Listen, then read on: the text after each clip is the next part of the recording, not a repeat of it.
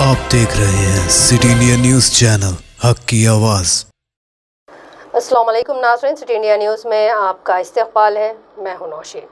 ناظرین، حکومت کی جانب سے پی آر سی کا جائزہ لینے والی سہ رکنی کمیشن بسوال کمیٹی کی رپورٹ کو منظر عام پر لایا گیا اور یہ کمیٹی بہت جلد چیف منسٹر کو اس خصوص میں ایک نوٹ پیش کرے گی۔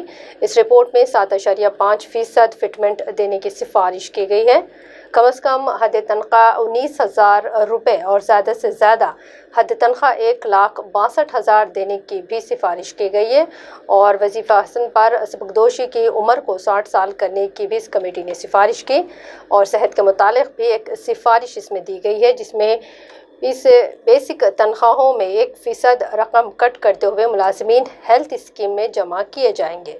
اس کے علاوہ کئی سفارشات کی گئی ہیں، لیکن ماہرین کا کہنا ہے کہ ملازمین کے مطالبے کے ساتھ انصاف نہ ہونے کے برابر ہے۔